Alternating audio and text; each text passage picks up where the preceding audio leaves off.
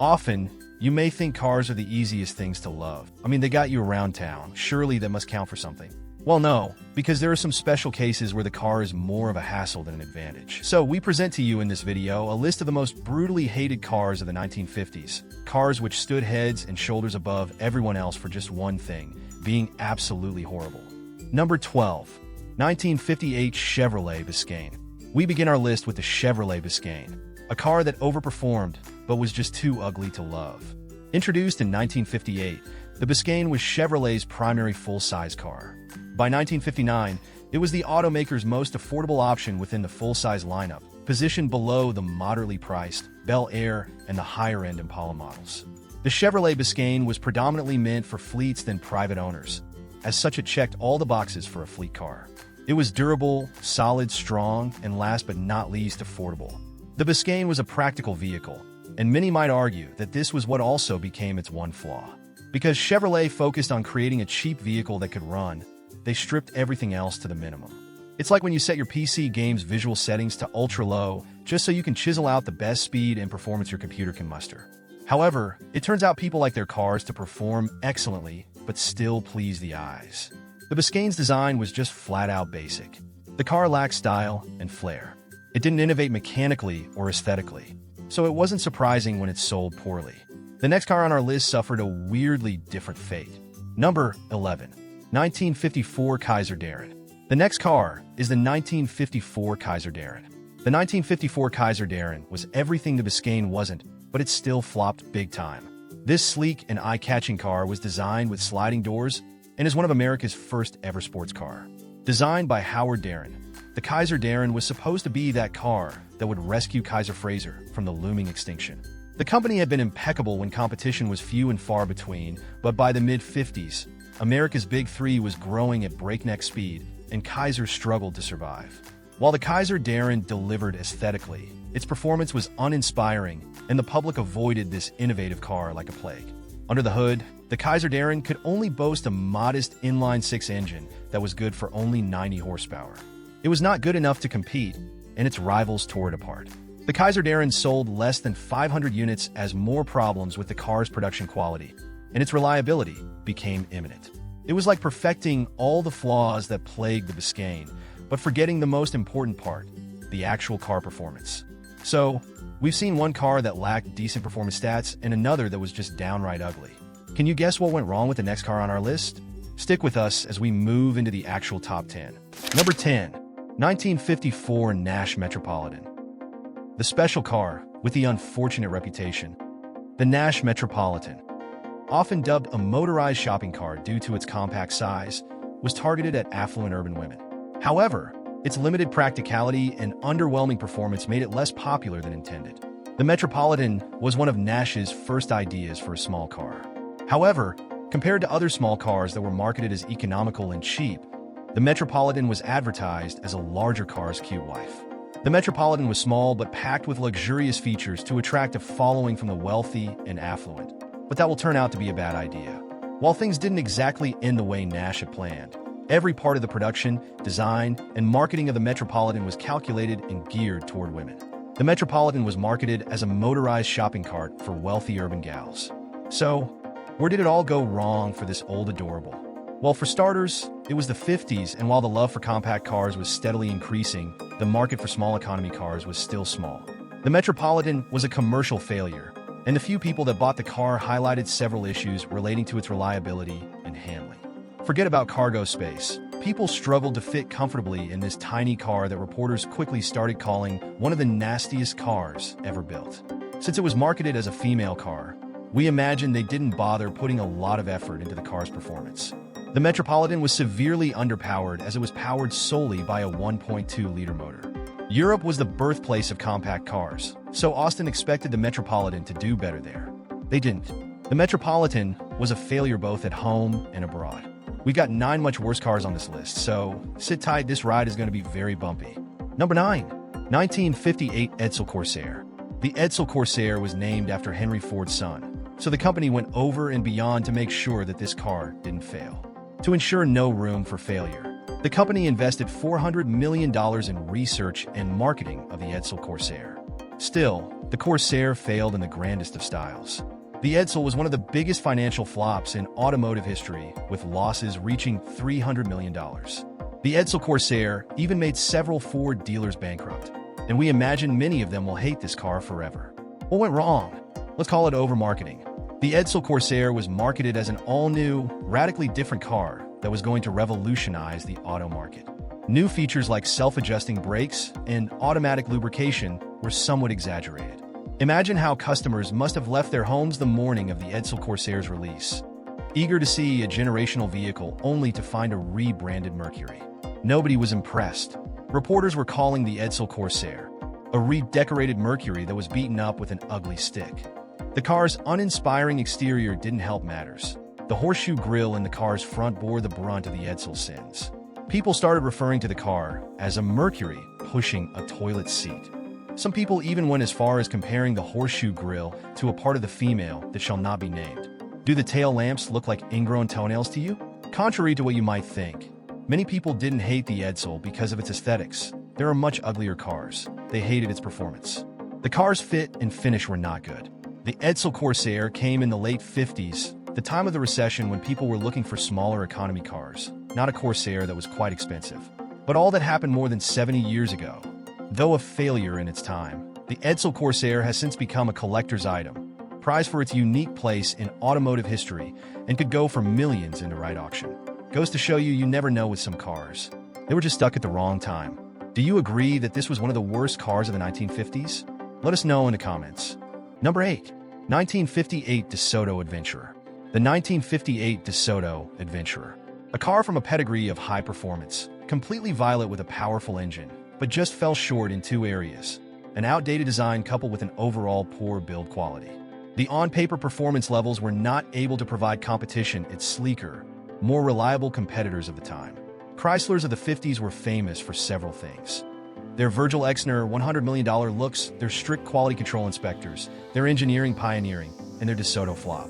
The DeSoto Adventurer was marketed as a high-performance luxury car capable of rivaling similar builds from Buick and Oldsmobile. But that was just marketing. In reality, Chrysler, DeSoto's parent company, was struggling to keep up with its Detroit rivals, and in a bid to stay competitive, it released half-baked DeSotos. No, this is not a figure of speech. The build quality of the first DeSoto Adventurer was so abysmal. Cars were rusting almost as soon as they reached the homes of their owners, and there were several reports of some of these cars falling apart. The Adventurer faced another major issue. It was heavy. Weighing in at 4,100 pounds, the DeSoto's decent engine struggled to overcome its substantial weight.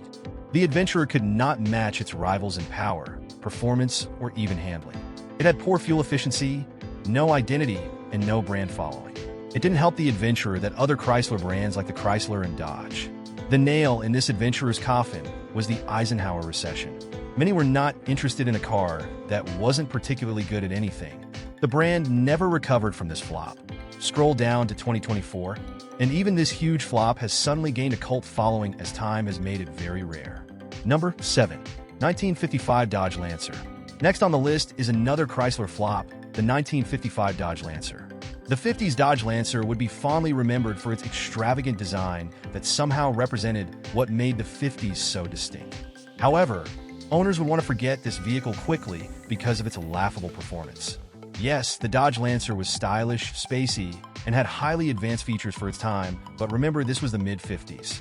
People were more interested in practical, high-performance vehicles, and the Dodge Lancer was everything but that. It was poorly assembled, its finish was less than desirable, and worst of all, it was underpowered. The Lancer accelerated poorly, and even though it had several engine options, all trims had relatively low top speeds.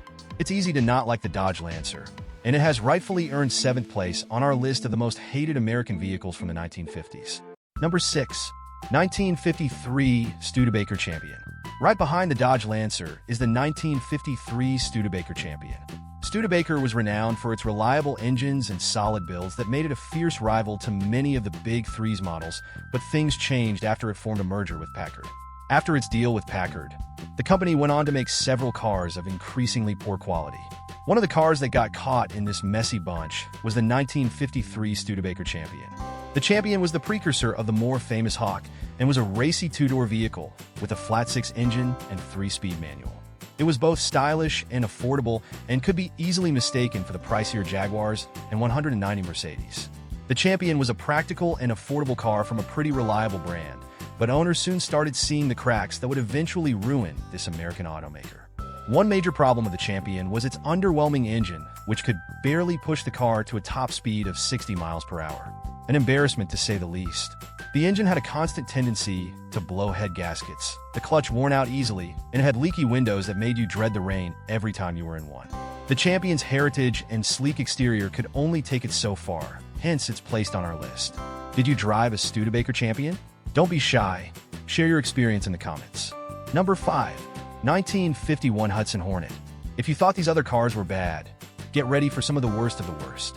To kick off this highly exclusive top 5 section of our list, we have a 1951 Hudson Hornet. The Hudson Hornet wasn't necessarily hated. In reality, it was just avoided for one major reason. Before we reveal that, it is important to note that just like the Hudson Hornet in Disney Pixar's Cars, the 1951 Hudson Hornet was hot on the racetracks thanks to ingenuity in design and functionality.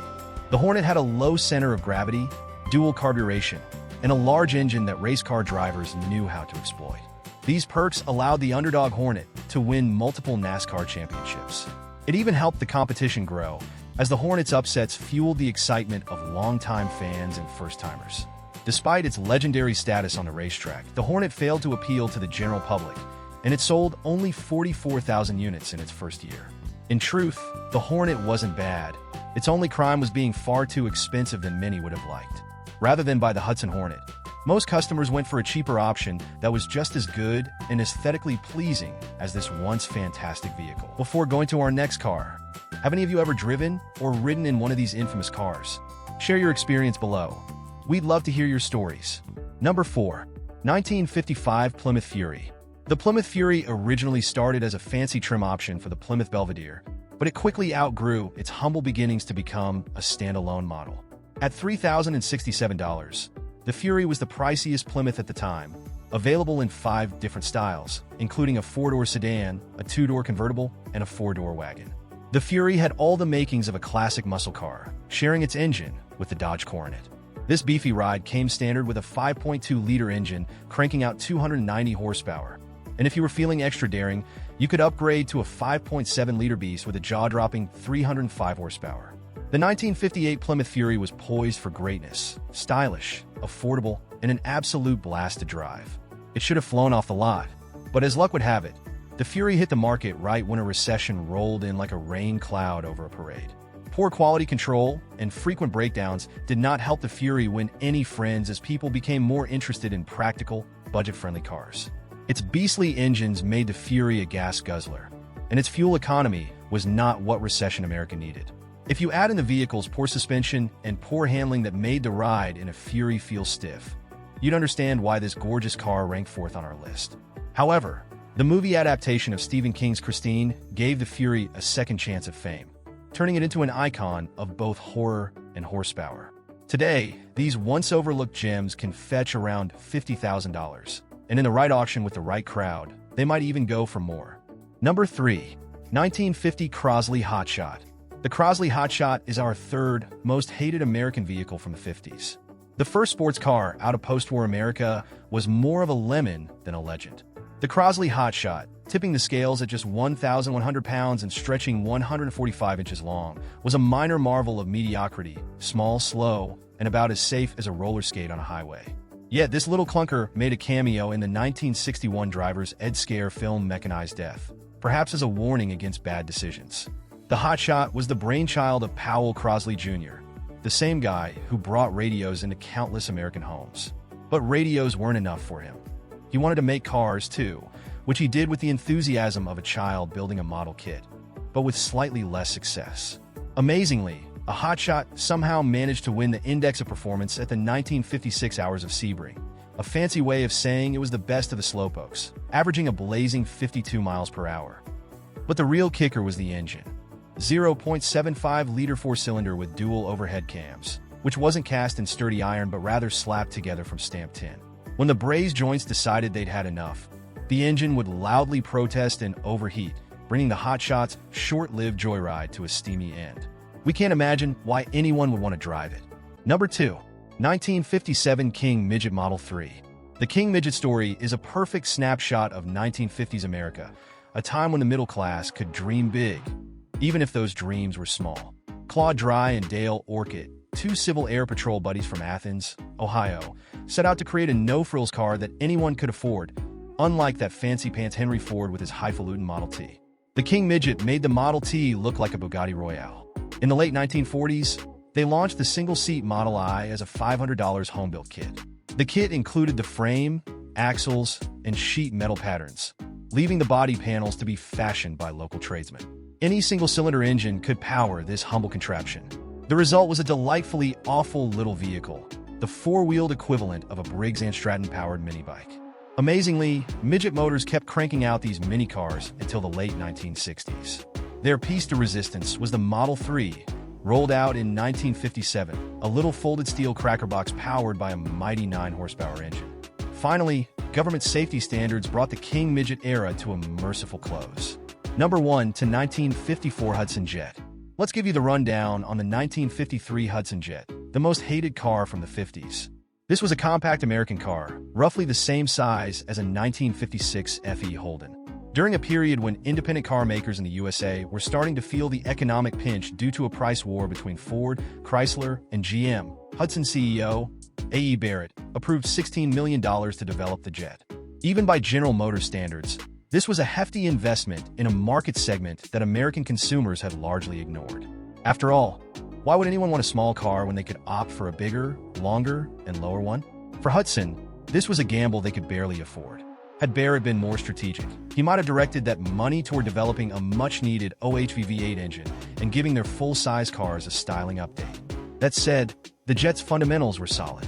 It came with a 3.3-liter six-cylinder engine as standard, giving it a power-to-weight ratio that matched larger, more powerful vehicles. Buyers could choose between a 3-speed manual transmission, with or without overdrive, and GM's 4-speed Hydromatic. So far, so good. But then things took a wrong turn. Barrett, along with Hudson's top dealer, Chicago-based Jim Moran, took charge of the car's styling. Barrett insisted that the car be tall enough for passengers to wear a hat comfortably, while Moran, who admired the 1952 Ford, persuaded Barrett to model the Jet's design after Ford's. The result? The Jet ended up being tall, narrow, and with a resemblance to a downsized 1952 Ford. To make the car seem larger, the Jet's brochure featured miniature people, but this tactic fooled no one once the car hit the showroom floor. To make matters worse, Barrett and his team decided to price the Jet almost on par with a full-size Chevrolet. It's no surprise that no one bought it. Only 33,376 units were sold over 2 years, and Hudson lost $10 million on the Jet in 1953 alone. When the struggling Hudson was absorbed by American Motors, AMC, in 1954, AMC already had its successful compact car, the Rambler. George Romney, AMC CEO, saw no place for the slow-selling, unappealing Jet, so it was promptly discontinued. While these cars are regarded as the most hated cars from their time, people change and time heals. As a result, many of these cars have become fan favorites, so don't get all hot and bothered if you see yours on this list. It's not necessarily bad. Let's say it was ahead of its time and call it a day. What's your absolute worst car from the 50s? Let us know in the comments and we might just do a video on it.